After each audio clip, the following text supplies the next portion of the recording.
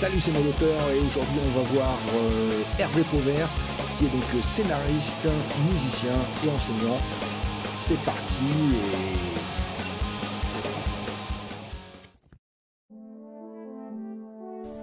et... Alors le premier mot que j'ai choisi, c'est le mot métier. Voilà, parce que en fait c'est pas auteur, c'est pas mon métier. Moi je suis enseignant d'histoire et donc je suis scénariste depuis quelques années, mais je voudrais pas cautionner le discours actuel qui est de dire que les auteurs face aux difficultés croissantes du métier, justement, on n'ont qu'à faire notre métier, que tout ira bien, parce que ça c'est guère possible. Il faut vraiment pour en vivre, il faut produire beaucoup. En tant que scénariste, il faut faire plein de projets par an pour espérer que quelques-uns aboutissent. Et le métier de dessinateur, c'est, je pense, encore plus exigeant. Voilà, donc il faut que ça reste un métier. D'autant plus que le secteur va très bien et que justement au-dessus des auteurs, il y a tout un tas de métiers qui sont florissants. Donc il n'y a pas de raison que ça ne soit pas un métier. Voilà. Bon, alors le deuxième mot, c'est histoire, histoire au singulier, donc la matière, l'histoire, et histoire au pluriel, parce que c'est ma double casquette. Voilà, je suis professeur d'histoire et créateur d'histoire, et donc les deux sont liés. Et moi je me sens tout à fait à l'aise là-dedans. Je pense que c'est très important. Ça répond à un vrai besoin de la société, besoin de repères, besoin de voir le monde d'aujourd'hui à la lumière du passé. Et c'est aussi une responsabilité parce que l'histoire est très facilement manipulable et déformée pour des idéologies,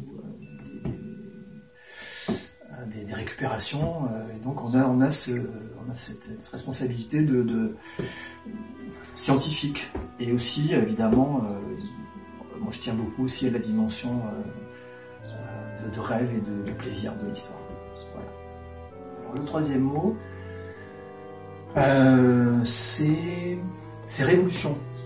Enfin, il y en a deux, il y a révolution et égalité. Voilà, je les ai mis ensemble. Alors, tout simplement parce que c'est le thème de notre prochain album avec Cécile Chicot. Et on va essayer de montrer, à la fois d'avoir un souci pédagogique, d'expliquer un événement qui est plutôt à la fois très connu et mal connu, et aussi montrer des personnages vraiment auxquels on peut s'identifier avec leurs difficultés, leurs problèmes, qui sont proches des nôtres, proches de ceux de l'époque actuelle. Et le mot égalité, parce que quand on regarde, disons, ce que ça a produit, la suite de la Révolution, avec cette fameuse liberté, égalité, fraternité, on se rend compte que l'égalité a quand même été pas mal négligée depuis.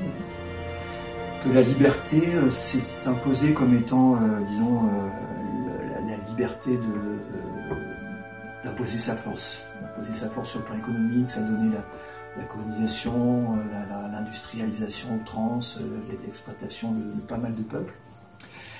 Et donc quand j'ai fait le scénario, je me suis dit maintenant aujourd'hui qu'est-ce que ça doit être la révolution, quel est le besoin de révolution, et je pense qu'au niveau mondial ça doit être une révolution d'égalité. Le cinquième mot que j'ai choisi, c'est le mot musique, parce que c'est lié à mon travail d'auteur, c'est même par ça que j'ai commencé à mon adolescence avec les chansons. Et donc depuis que je suis auteur, j'essaie vraiment de toujours lier ça à de la musique, en faisant notamment une bande originale pour notre série avec Cécile Chicot, Saga de Gotila. Et puis aussi après les musiques qui ont accompagné les contes toujours de Cécile, Jean Defer et Podane, avec les spectacles qu'on a fait ensemble, les spectacles dessinés.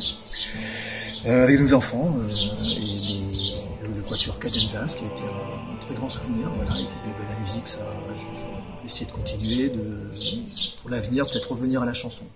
Voilà. Non, je suis pas riche parce que je suis professeur. Donc un professeur en France, il est pas riche.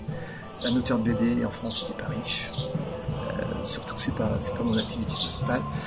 Et par contre, Bah oui, je suis riche parce que je vis en Europe, je suis européen, donc j'ai de l'eau, j'ai un toit, j'ai une voiture, j'ai des machines, mes déchets sont ramassés, je peux me soigner presque gratuitement, voilà, donc ça c'est très clair qu'en Europe on est riche.